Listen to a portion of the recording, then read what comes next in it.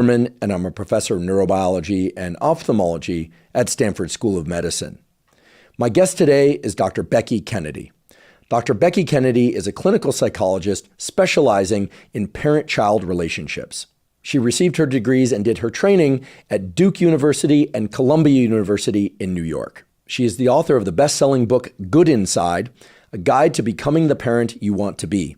She is also the founder and creator of an online learning platform, also called Good Inside, at which parents and parents-to-be can learn the best possible parenting skills that are grounded in the fields of clinical psychology that have been proven to work in the real world, and that can allow people to navigate common sticking points in parent-child relationships. During today's discussion, you will learn a tremendous amount of actionable knowledge about what it is to be a good parent.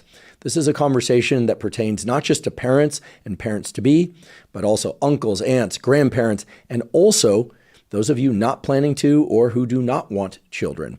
I say that because while everything we discuss today is grounded in the discussion around parent-child relationships, it indeed pertains to all of us and relationships of all kinds, including romantic relationships, friendships, workplace relationships, and our relationship to self. Dr. Kennedy defines for us and makes clear and actionable what the exact job of good parenting is and how that relates to other relationships that we might have.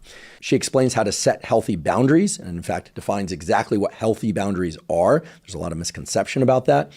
We also talk a lot about empathy and the need to make children and ourselves feel safe in all kinds of relating. We discuss how to navigate disagreements and arguments, apologies and punishments, reward, and on, all framed within a real-world, real-time context. What I mean by that, and what I think really sets apart Dr. Becky Kennedy's work from so much else that you'll see out there on parent-child and other types of relationships, is that she makes what to do and say, and what not to do and say, in a variety of real-world contexts, very clear such that you can access that knowledge and do those specific things and avoid those specific things even when things get tense. In fact, especially when things get difficult or tense. By the end of today's episode, you will have learned a dozen or more very potent, clinically backed tools to navigate parent-child relating, including your relationship to your own parents, alive or dead, and your relationship to self. Before we begin, I'd like to emphasize that this podcast is separate from my teaching and research roles at Stanford. It is, however, part of my desire and effort to bring zero cost to consumer information about science and science-related tools to the general public. In keeping with that theme, I'd like to thank the sponsors of today's podcast. Our first sponsor is Matina. Matina makes loose leaf and ready-to-drink yerba mate. I often discuss yerba mate's benefits, such as regulating blood sugar, its high antioxidant content, the ways that it can improve digestion, and possible neuroprotective effects. I also drink yerba mate because I love the taste. While there are a lot of different choices of yerba mate drinks out there, I love Matina because, again, they have the no sugar variety, as well as the fact that both their loose leaf and their canned varieties are of the absolute best quality. So much so that I decided to become a partial owner in the company.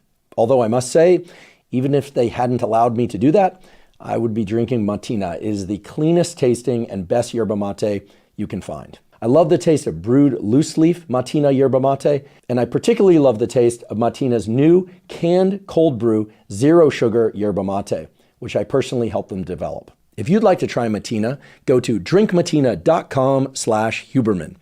Right now, Matina is offering a free 1-pound bag of loose leaf yerba mate tea and free shipping with the purchase of 2 cases of their cold brew yerba mate. Again, that's drinkmatina.com/Huberman to get the free bag of yerba mate loose leaf tea and free shipping. Today's episode is also brought to us by Juve. Juve makes medical-grade red light therapy devices. Now, if there's one thing I've consistently emphasized on this podcast, it's the incredible role that light can have on our biology. And of course, I'm always telling people that they should get sunlight in their eyes as soon as possible after waking on as many days of their life as possible for sake of setting circadian rhythm, daytime mood focus and alertness, and improved sleep.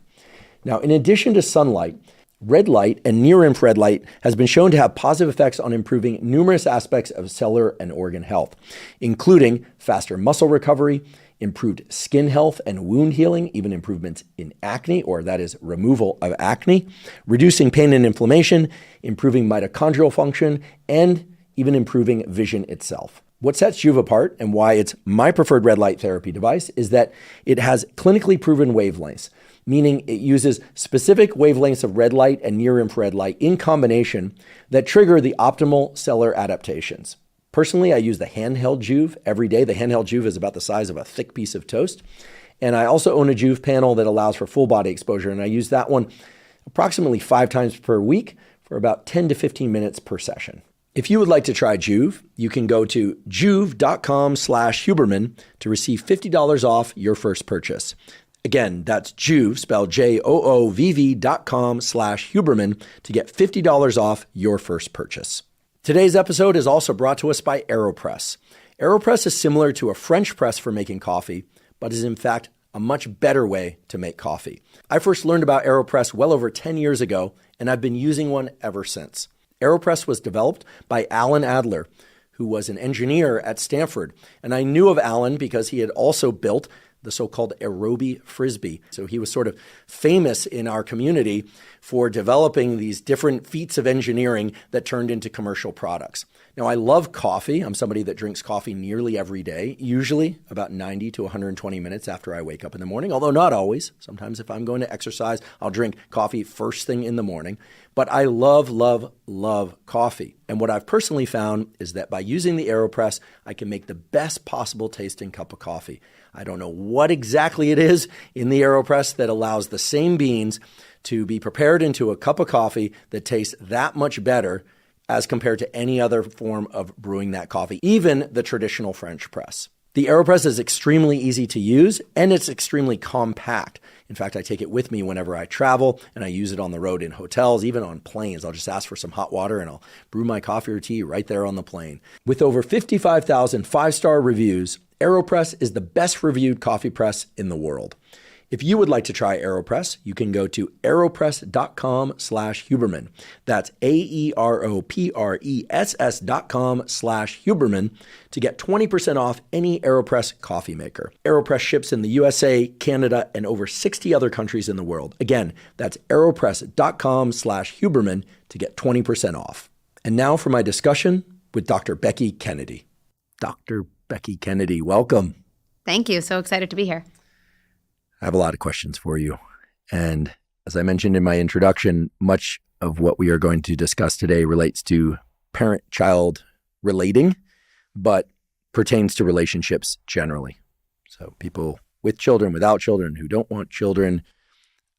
Hopefully there aren't people that hate children, but for all people out there, with children or not, planning them or not, relationships are really just fundamental to who we are. And I actually place relationships, including relationship to self, in what we now think of as the 6 pillars of mental health, physical health, and performance.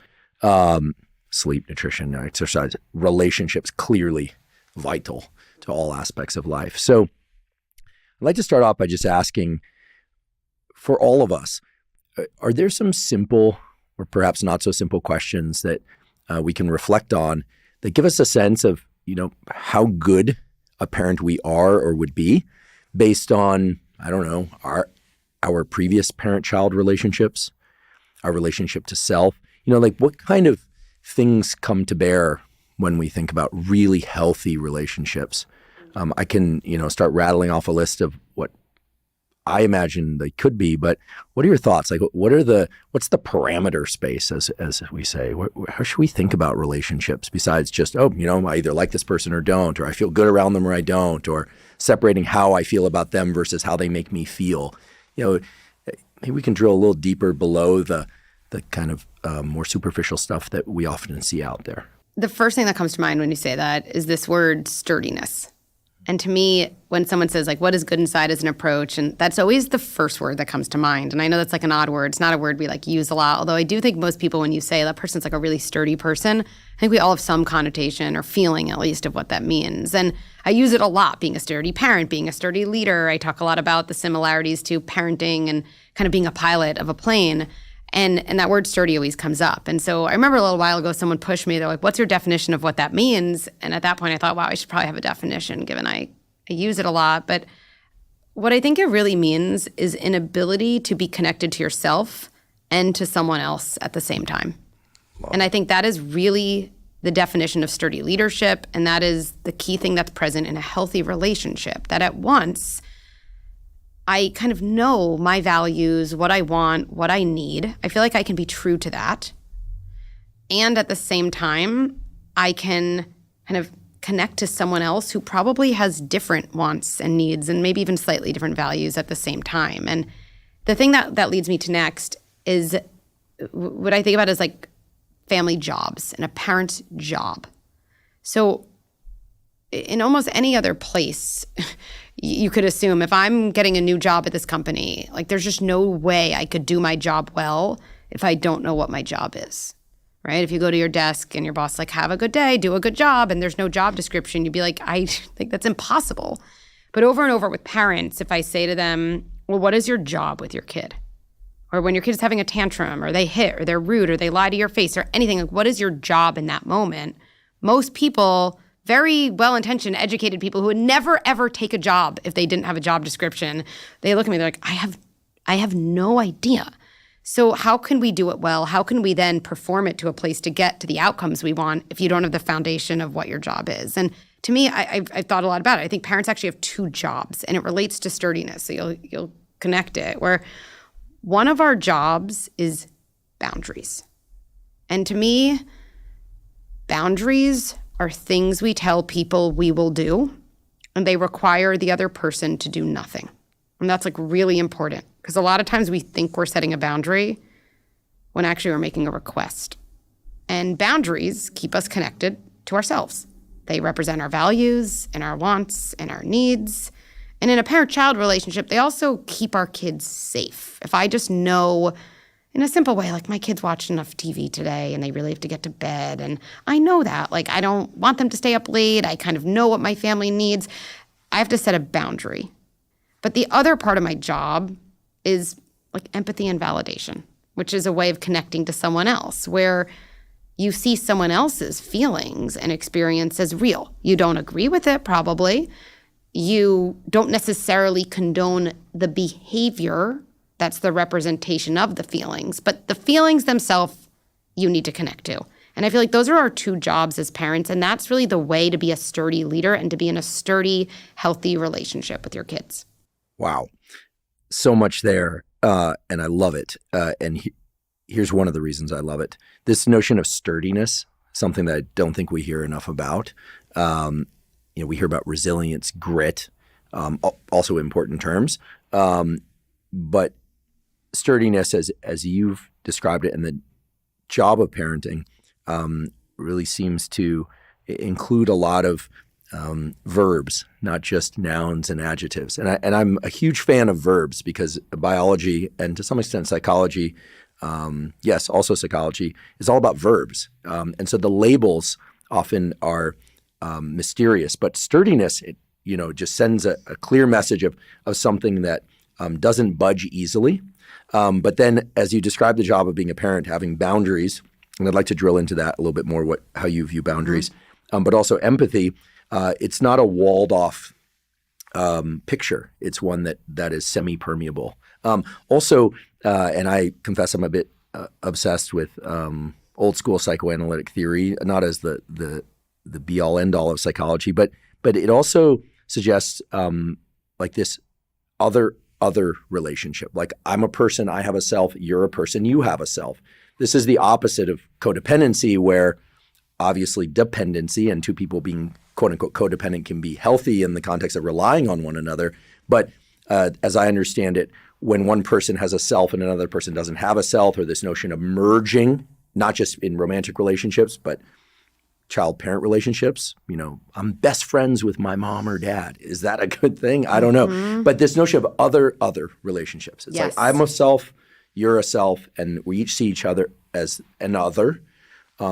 Anyway, I think there's so much to explore here, so valuable.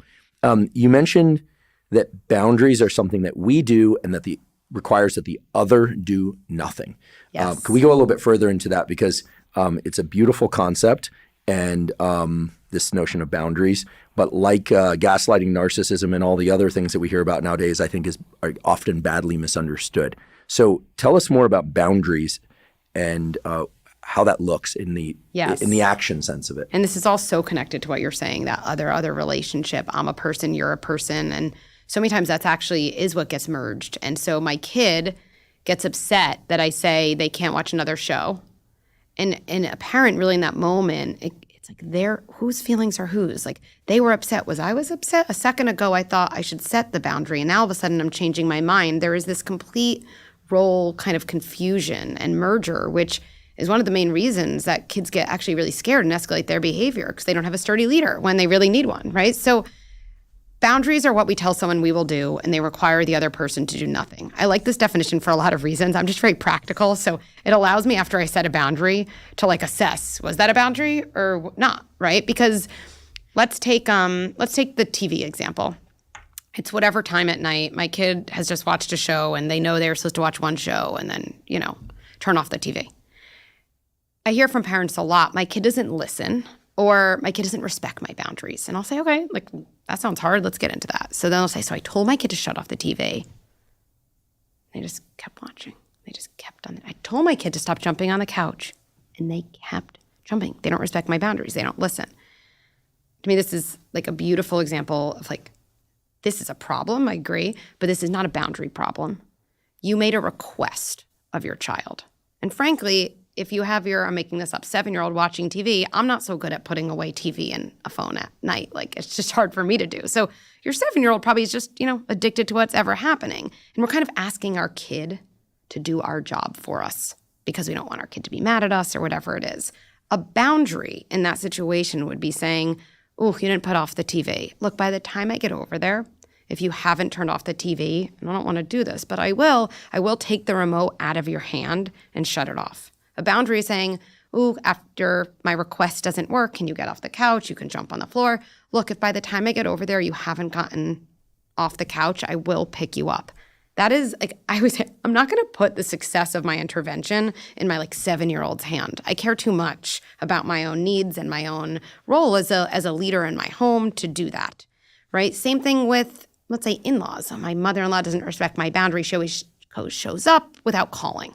Now, I don't want to get to this point, and there's a lot of things in a relationship we can do before we get to this point, but if that's really a boundary, and I have a very kind of intrusive mother-in-law, a boundary would be saying, look, this is going to be awkward, and I know you mean well, but the next time you come unannounced, I will come to your car and say, oh, this time doesn't work for us.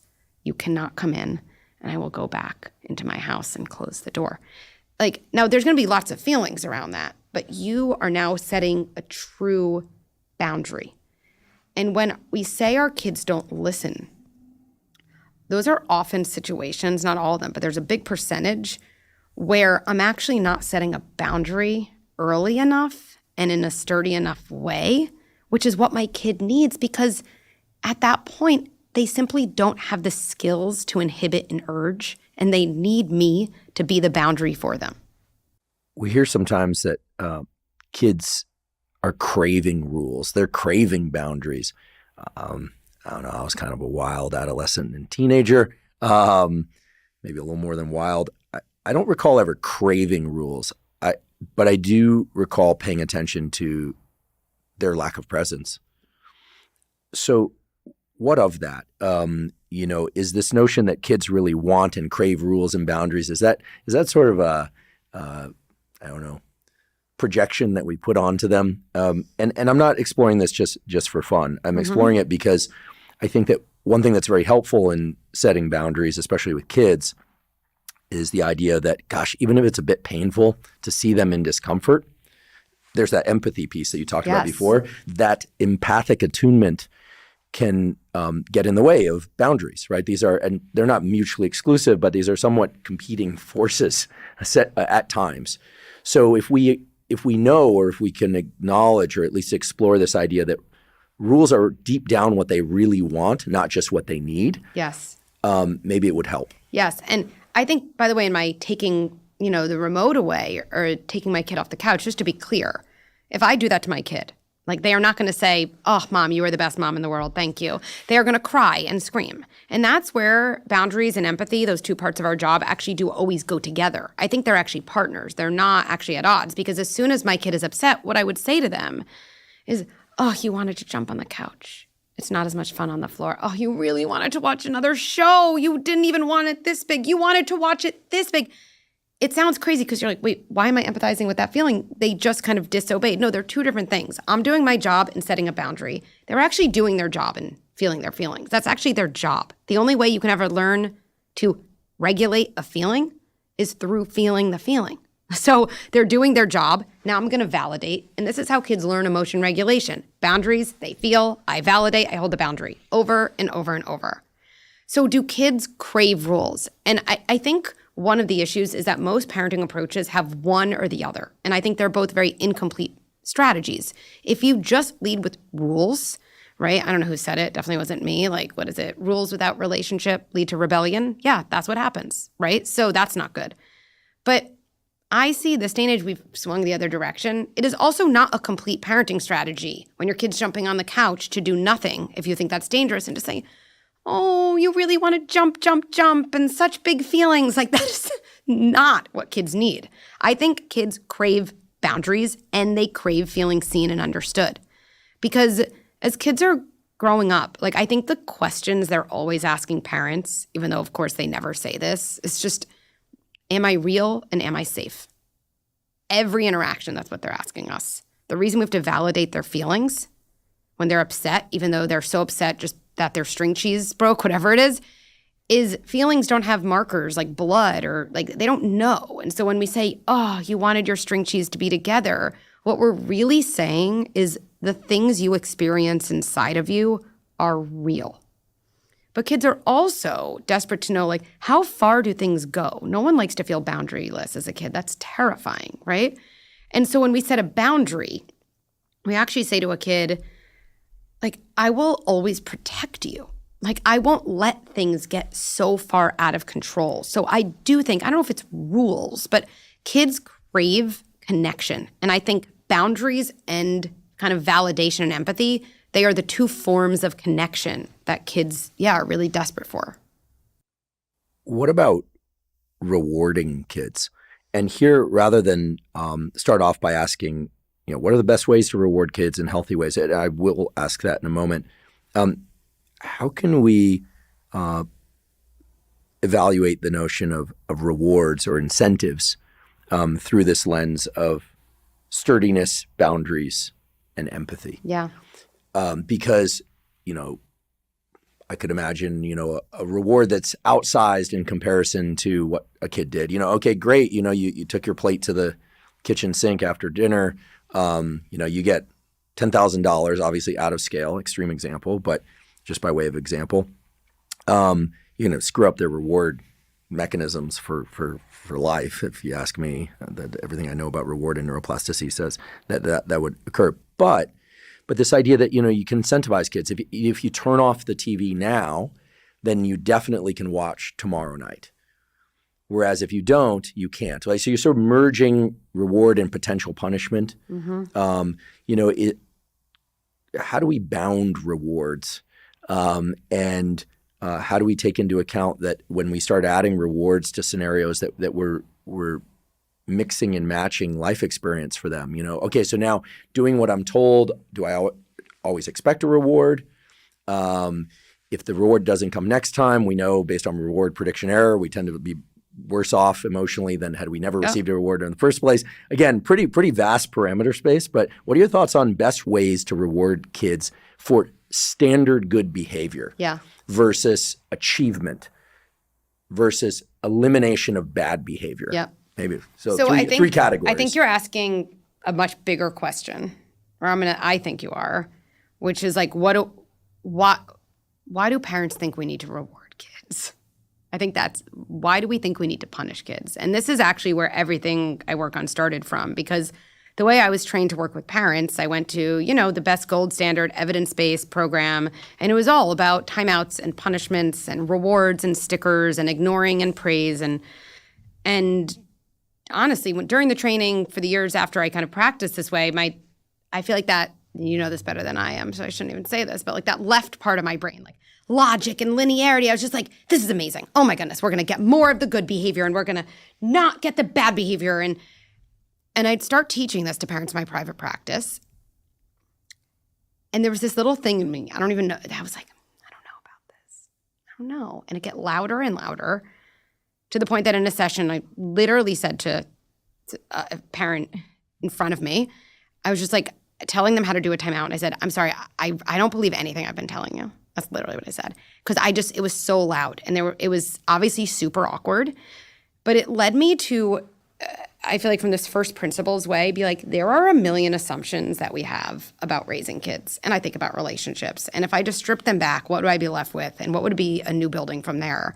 And rewards and like punishments to me are these assumptions that we have somehow converted from like the fiction shelf of the library in my mind to like the nonfiction shelf as like truths. And I kind of rail against all of them.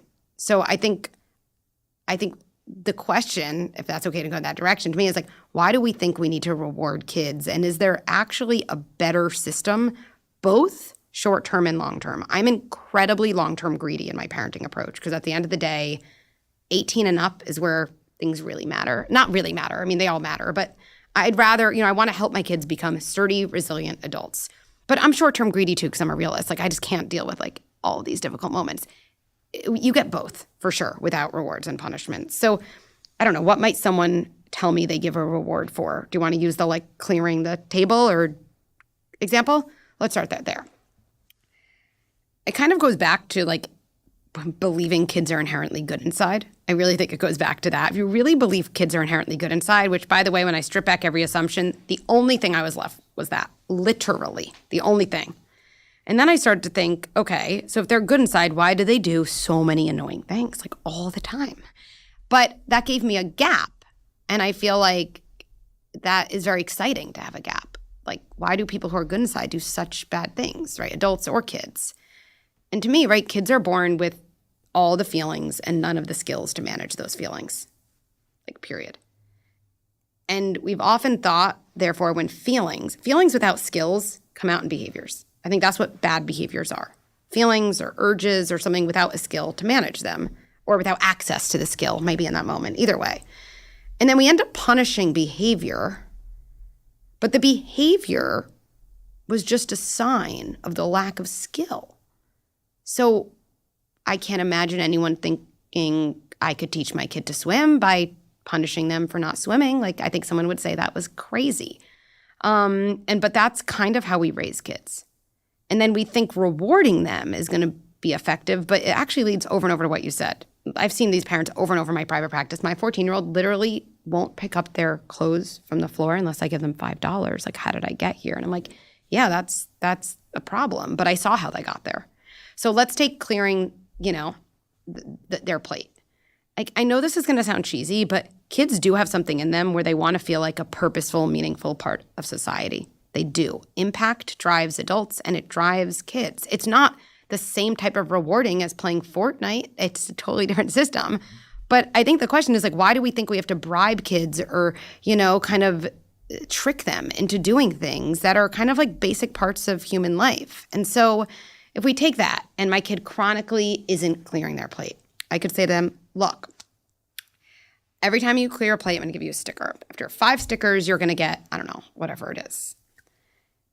To me, like a much more just effective way is I'd say to my kid, hey, I know like clearing a plate is just one way of being part of this family and taking care of stuff. I know you know that. We're on the same team. I say that phrase, we're on the same team, right? We are. Something's getting in your way of remembering. I'm going to assume I like the most generous interpretation. That to me allows you to separate someone's bad behavior from their good identity. Then I might say, what would help you remember? We literally did this with my son who always had his towel on the floor.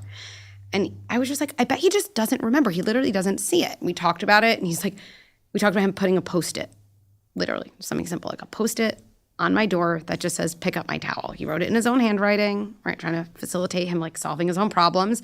And now he has a much higher rate of picking up his towel. Like, I guess I could have said, every time you pick up your towel, you'll, I don't know, get $1 or whatever it is. But again, it makes me think, I'm not building the generalizable skill that way. I'm just kind of offering something at the end, which sets me on this kind of awful cycle that I think kind of misses the point. I'd like to take a brief moment and thank one of our sponsors, and that's AG1. AG1 is a vitamin mineral probiotic drink that also contains adaptogens. I started taking AG1 way back in 2012. The reason I started taking it and the reason I still take it every day is that it ensures that I meet all of my quotas for vitamins and minerals. And it ensures that I get enough prebiotic and probiotic to support gut health. Now, gut health is something that over the last 10 years, we realized is not just important for the health of our gut, but also for our immune system and for the production of neurotransmitters and neuromodulators, things like dopamine and serotonin. In other words, gut health is critical for proper brain functioning. Now, of course, I strive to consume healthy whole foods for the majority of my nutritional intake every single day, but there are a number of things in AG1, including specific micronutrients that are hard to get from whole foods, or at least in sufficient quantities. So AG1 allows me to get the vitamins and minerals that I need, probiotics, prebiotics, the adaptogens, and critical micronutrients. So anytime somebody asks me if they were to take just one supplement, what that supplement should be, I tell them AG1, because AG1 supports so many different systems within the body that are involved in mental health, physical health, and performance. To try AG1, go to drinkag1.com/Huberman, and you'll get a year's supply of vitamin D3 K2 and 5 free travel packs of AG1. Again, that's drinkag1.com/Huberman. I love the idea that kids want purpose. Am I correct in wondering if that goes back to this am I real component of the am I real, am I safe? Yes. Like one way that we know we are real is our ability to impart change on the world around us. I don't want to get too abstract here, but as a neuroscientist, I've often sat back and reflected like all the emotions we feel, like no one sees that or knows that. Exactly. Unless we say something, we write something, we sing something, we shout something, all the forms of expression. Just like none of our dreams, our creative insights or wishes exist except inside us unless we transmute them into something in the real world. So there does seem to be something about having this nervous system from a time we're really young, like it's seeing our effect on the world that really makes us real and on others. And I love the idea that, and I must say I absolutely believe in my heart, and I just feel it as a feeling that kids are inherently good inside. Like I can't imagine any other version of that. But does that mean that there are people out there who believe that kids are inherently bad or at least not good? I mean, like how could that be? But then again, maybe I'm just naive. I don't know if anyone consciously believes that. But when I go back to that system I was first trained in, rewards and punishments, like it feels like a system of behavioral control. And to me, like I've always thought about control and trust as opposites. So I only control what I don't trust. So nobody said to me in that program, by the way, Becky, everything you're learning here, we believe kids are bad inside, and so we do this thing. But, if I don't trust my kid, and if I don't trust they inherently have the things in them to do good, by the way, that's not going to happen naturally. That's why we have a big job as a parent to coach our kids, to bring that out, to set boundaries when they can't do it, and so many other things. But I don't believe anyone would say, yeah, it's because they're bad inside. But there is a nature where you're constantly interacting with your kid from that other system, looking at them like, I don't trust you. I don't trust you. And when you do bad things, I cannot hold on to the fact that you have a good identity. That's why I'm giving you a punishment. That's why I'm sending you away to your room. And so if I'm reflecting back to you constantly that you are just your latest behavior, that I don't trust you, that I kind of have to bribe you to do very basic human things, our kids form their identity from our reflection of them. And so then this is what really compelled all of this. I'm like, we're raising generation after generation of kid, kind of saying to them, like, you're kind of a bad, untrustworthy kid. And then we wonder why we have such high rates of like massive mental health problems. Well, like, there's some linearity there. I'm curious about this notion of impingement. I've heard about this, this idea that, when we're young, we're forging life, deciding, do I like the way this tastes or not tastes? By the way, I still hate anchovies. I don't need to be asked again to know the answer. But when you're young, we're encouraged to do things like eat your broccoli, taste the anchovy. And some parents, it seems, are very comfortable with the idea of allowing their children to have their feelings and their wishes. They're as I always say, the nervous system seems to be divided into yum, yucks, and mes. I guess the plural will be meh. Yum, yucks, and mes. I mean, it's more complicated than that. But like with people where you're like, yeah, I really like them, or no, something's off there, or like, So it's not that much more nuanced than that. And the brain's got to make decisions after all. Excuse me. So, kids have their yums, yucks, and mehs. And then we've got our ideas about what they need to do in order to progress through life, often inherited from our parents and hopefully modified by the wonderful work that you're doing and writing about and in your program that we're talking about here. But, how much space should we allow for kids to be unimpinged? Like you don't want to eat what we're eating for dinner. Like, okay, I'm not going to cook you an entire new dinner, but then I guess you might go to bed hungry. Sounds harsh, right? But the other version is, okay, what would you like for dinner? Well, I prefer, let's say they pick a healthy option. They prefer pasta, not chicken. Okay, we won't do the ice cream chicken, thing. Do we do it? Right? Like how much impingement? I don't want to watch a movie with the family. I want to play in my room. At some level, I've heard it both ways, that impingement is needed for safety and life progression, but there's times when it's more subtle than that. It's not about safety and life progression. It's not about going to school or not going to school, homework or no homework. It's about do you want to come with us to the park? You want to play at home in your room? How often should we impinge? How do we know? This is kind of the tricky areas of parenting that I think because it doesn't fall into the extremes. Yeah, I love this question. That's a word I don't often hear, actually. What impingement? Can you act what? Impinging on, wise, impinging on the child's what they want? Inherent natural desires or aversion to things. Got it. Right? Okay. Like you say, hey, we're going over so-and-so's house, and they say, I don't like their kids. And you go, well, listen, you got to learn to play with other kids. And you go, no, I don't like their kids. And you say, did something happen? And so we're not talking about a dangerous situation. But they're no, I don't like them. I just really want to just stay home. Yeah, this is a great. Yeah. So are we going to impinge on their? Because we're teaching them. Either way, we're teaching them something. Yep. You got to do stuff you don't want to do, even if you don't like it. Yep. And we're ruling out the possibility that there's something unsafe about the environment, psychologically or physically unsafe.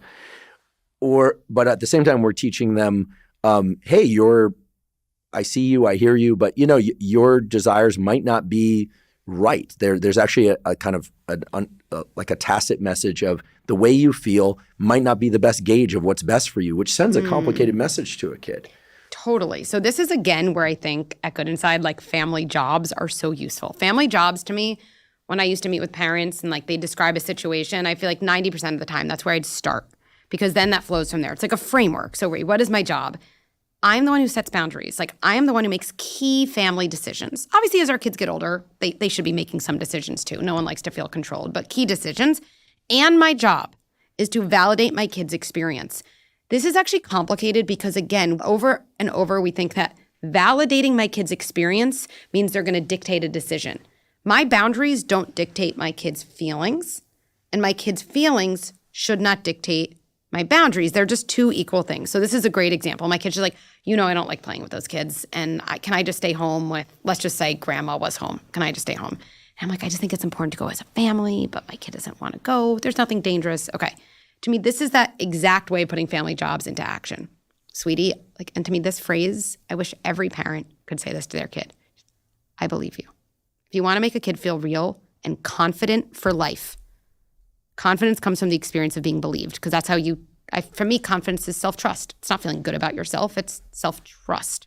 I really do know the way I feel.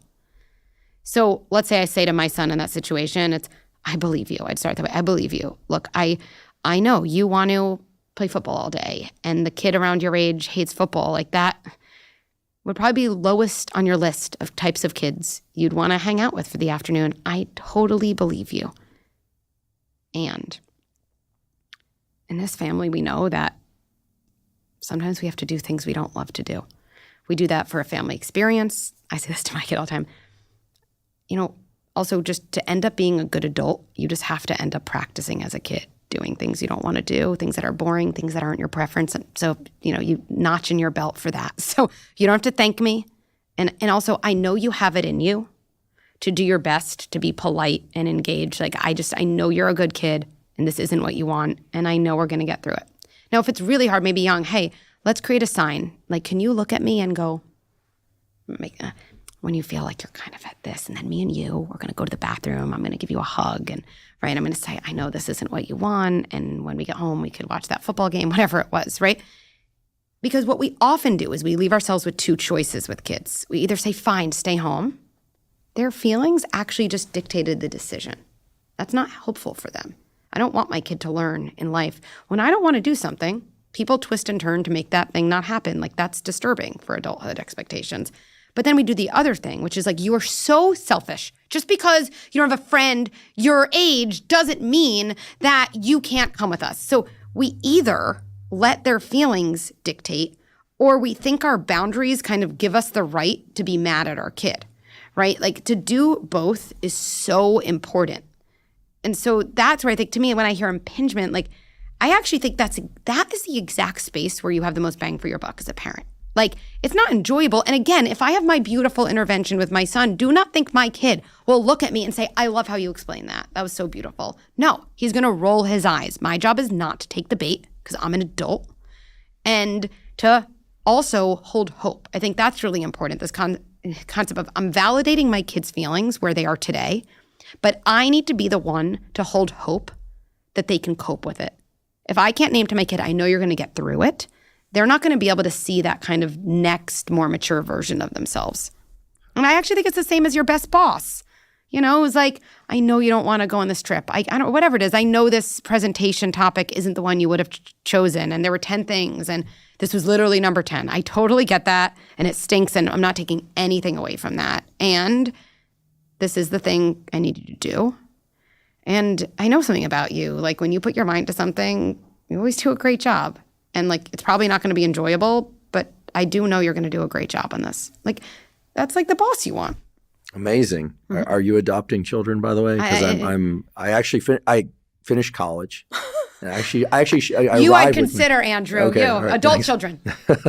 What I'm hearing is, don't dictate their behavior and I'm going to underline in bold, dictate. Don't dictate their behavior. You're going to do this because I said so. That's dictatorship. But at the same time, don't quash the emotion behind the resistance. Kind of acknowledge it, make them feel real.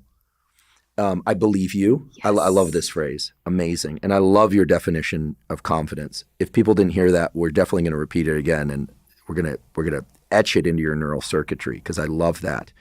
It's a self-trust. Yes. And this notion of giving hope.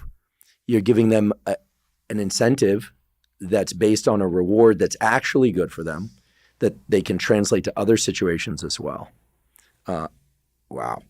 Can I double click on reward? Because you know what it made me think? I didn't think until you said that. Like, I think in a situation we'd be tempted to say, like, and if you go and you're polite, I'll give you 20 extra minutes of Roblox, right? That's like, and like, first of all, let me just say something. Like, whatever I say to you, like, for listeners, like, it's not like I do this stuff all the time with my actual kids. I'm the first one sometimes to be like, here's your thing I have to dangle. We'll provide a little section in the comment section on YouTube where your kids can. No, I'm just kidding. Yeah, exactly. Your kids are forbidden. No. Oh, wait, that's dictating. We understand why I believe that you would want to comment, but we're going to trust, we're going to let you know why it's good for you if you don't. Anyway, exactly. I'll practice this on someone else's kids. But the reward, like, when your kid ends up seeing themselves capable of doing something they didn't previously think they could do, you know better than me, but I feel like that is like one of the best rewards, even if it's getting through a social situation. Or I think about this a lot with, my little kid is, I don't know, like struggling with a puzzle or something, and I could just do it for them. Or if I help them kind of regulate, this is a hard puzzle, and you can take a break. I just know you're going to figure it out. Today, I just know it. And then because of that, they get there. That feels in your body like that is the best kind of reward. And it's the type of reward that works for kids in adulthood. When they're in a job, we want them to be motivated by the feeling they're going to have of pride, not be saying, hey, I finished my thing early. Do I get a bonus to their boss? Like that's not going to play out as well. I love it.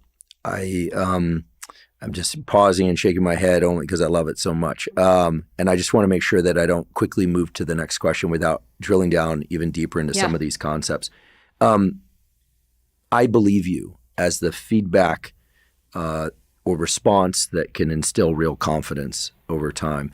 Not to get too nuanced here, but how is it different? Because I sense it is different than I hear you. Mm-hmm. I hear you, but Yes. you're going to do this anyway. Yes. Or I hear you, but listen, in this family, da-da-da-da. Yeah. I believe you. The word believe is powerful. And I believe there's real power in specific words, as is, like for instance, sturdiness. Again, such a powerful and underused word. I believe you. Mm-hmm. You're a psychologist. What do you think we're hearing when somebody says, I believe you? That's different than I hear you. I haven't listed these out, but I think we all have these like core needs as humans. And I think being believed is one of them because it's someone else kind of saying, like, you're real. That's what I might not feel what you're feeling, but that thing that feels strong to you that nobody can see or measure is real. And when I think about the most confident people, like I think about this girl who I went to Duke with, and she was just brilliant, like so smart. And we were in this seminar. It was one of these small classes where this professor was like talking about stuff. And like I, for once, I was like, I have no idea what this person's talking about. But like I was like, no one else was stopping. And this girl raised her hand and she said, I'm sorry if everyone else is annoying. Like I have no idea what you're talking about. Like, is there any, because I usually do. And like, is there any way you could say that in a different way? That is like to me the utmost version of confidence. That she believed her own experience of confusion was real confusion. She didn't think it was a sign she was stupid. She believed it. She believed herself. That is so confident. And I think when someone says, I hear you, it's like a version of listening. There's many worse phrases. No damage is done. When we follow anything but, we tend to invalidate. So that's not good anyway. I believe you, but is also not going to. But there's a million examples of this to me that build confidence. And I actually think there's so many situations with kids where they say situations and we worry, they have low confidence. And then we intervene to, quote, make them feel better, which actually is the thing that lowers their confidence. Because it's like we say to them, I don't believe you. You're not really feeling the way you feel. Where I believe you is the exact opposite. So like, I like to give examples just because it makes it concrete. Like my kid will come home and say, I don't know. I was picked last for dodgeball today. I was picked last in something. And they're clearly very, very sad, right? And we want to say to them, like, it's no big deal, or everyone's picked last sometimes, but remember yesterday you told me you were picked first for basketball, and we think like, I need to build up my kid's confidence. Those are confidence, I won't say destroying, that's just reducing interventions. Because a kid is kind of coming to a parent basically saying, I'm very, very upset that I was picked last. And we're saying to a kid, no, you weren't.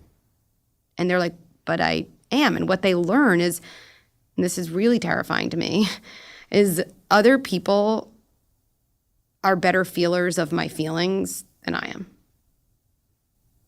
And that has like a million really scary interpersonal, I think, relationship, kind of consequences later down in life. But when a kid says, I was picked last and nobody even wants me and they all think I'm the worst athlete, whatever kids say, to sit and say some version of like, I'm so glad we're talking about this. And I could tell that was a really hard gym class. And sweetie, like, I believe you. You will watch your kid. It is crazy to me what parents tell me happen when they say those words to their kids. They're like, it also just like literally diffused everything and they were like ready to move on. Like they are just trying to tell you probably like I was feeling something. It was a lot. It was confusing, right? Our feelings are always hardest when we're alone in them. So I was alone in it and I bring it to you. When someone says, I believe you, not only are they giving you that core need, they're also just like, they're like sitting down with you in it. And that makes everything better. And then meanwhile, what a kid feels like when we say, I believe you to a hard experience or hard feeling is they're like, the feelings that overwhelm me don't overwhelm my parents. They can tolerate it. They're not scared of me kind of being a loser in gym class one day. And if my parent likes me when I have that feeling, like I can start to like myself when I have that feeling. It's so great because it sounds like it accomplishes both things. It makes kids feel real and safe. Yes. Real and safe. And, I can't help but say, because, how we started off today was that this isn't just about parent-child relationships, but in friendships, in romantic relationships, in coworker relationships, that the words, I believe you, I have to presume based on everything I'm hearing now and feeling inside about it, that it's equally effective. Huge. Years ago I was on like a podcast early on, and to me there's these 3 lines that kind of all go together when anyone's upset, and it's kind of like you start, and to me it's like a beautiful invitation to have that conversation, just to say to someone, I'm so glad you're talking to me about this, right? And then kind of, I believe you, tell me more. And my husband, when he heard it, was like, you could like say those words to me sometimes. Like I would like that, because, and I think about the workplace too. Like you have someone come in, they're upset about, I don't know, I got staffed on this, or I'm not getting a promotion, and I thought I was, like, just diffuse it with just, I'm so glad you're talking to me about this. Yeah, I've been working nonstop and if you say to them, like, I believe you. Because we usually don't say to someone, I don't believe you. But what we'll say is we defend ourselves in that moment. And the way the other person receives it is as if we're saying, I don't believe the intensity of the experience you're having. And when you do lead with, I believe you, same thing in a partnership, like every time I ask you to do something, you get really hot and bothered. Like, it doesn't even mean you agree. You're kind of just believing, I believe you, like, tell me more, right? I believe you that really upset you. And like, I have a whole other story in my head, but like, I hear what you're saying, and I know there's something there, and I believe it enough to like be open to hearing more about it. I don't know. That's like what's best. That's what we all want in our partnerships. I mean, I'm wide-eyed. I mean, what a beautiful acknowledgement that, as you pointed out, is not agreeing to accept someone else's reality to the extent that you're going to dismantle the order of the world, as whatever it is. Right. But it's such an opening as opposed to a closing. Yes. And as you said, it's non-defended, but it's also boundaried. Mm-hmm. I mean, there's just so many things about it that feel good, seem good, and clearly are good. I don't want to go down the tragic rabbit hole of trauma, but previous guest on this podcast, has defined, we should probably define trauma just because it gets thrown around a lot. Trauma, an event or set of circumstances that fundamentally change the way that the brain and nervous system work so that there's a maladaptive response going forward. Mm-hmm. It's not every bad thing that happens, sure. but there are micro traumas, sometimes called small t, sure. more macro traumas. Big T, again, could be multi-event or single event. But years ago, a different psychiatrist, who's an adolescent psychiatrist at Stanford, said something in a seminar that just really struck me, which was that at its core, trauma is really about confusion over who's responsible. And here we're not just talking about the more salient examples of like sexual assault, those two, of course.